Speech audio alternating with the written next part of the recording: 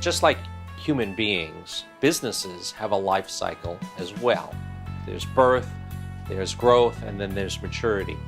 Same thing with a business. A business has a life cycle as well. Many owners and entrepreneurs actually don't know really, they know this instinctively, but academically, we know that businesses have a life cycle as well. There's the startup phase, there's the growth phase, the maturity phase, and then there's the transfer phase.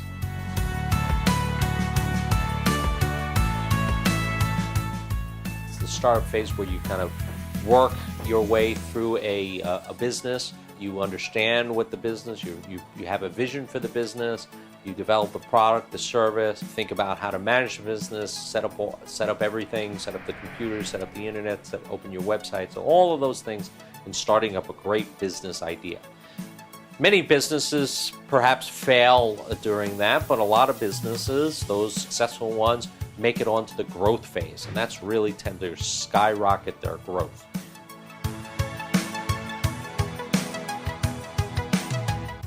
So in the growth phase, that's where you perhaps generate a lot of customers, a lot of suppliers, develop more of your products and service. Figure out what your business model is, and figure out if does your business model work. The growth phase is obviously a very important phase. You're developing growth models, you're growing very fast, and that's really the value of your business really takes its shape from there. And in that maturity phase, you can still continue to grow, but you're not growing as fast as in the growth phase. So in the growth phase, goes into the maturity phase. In that maturity phase, this is where some owners say, well, you know, I've proven myself, I've proven the business, this is as fast as I can take it, and now I want to exit out of the business. That's the transfer phase.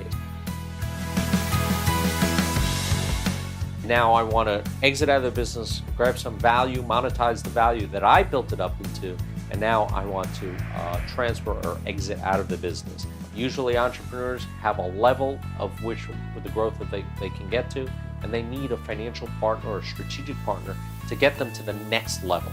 And then now they transfer the business, and now they're back on to the growth phase of the business.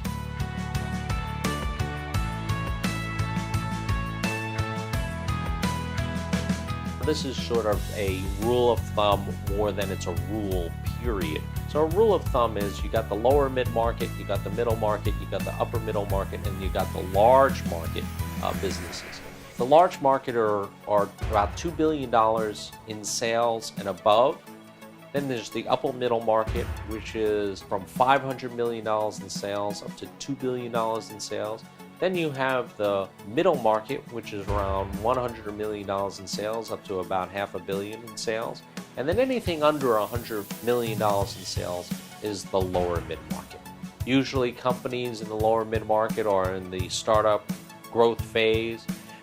Companies sort of in the middle market, upper middle market are in the more mature transfer stage. And then of course, if you go on the upper market, you're usually on the transfer phase and not growing as fast. And then also you have different advisors at each stage. There are some advisors of investment bankers, private equity firms that target the different lower middle and upper middle markets, and they like targeting lower mid market.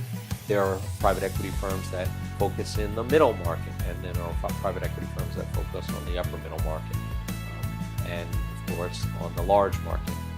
And each private equity firm and investor specializes in those ranges. So that's very important to know.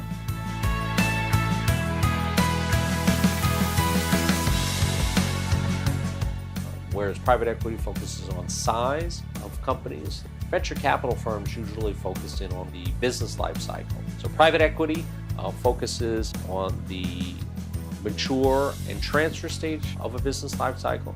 Venture capital more so on startup and growth phase of the business life cycle.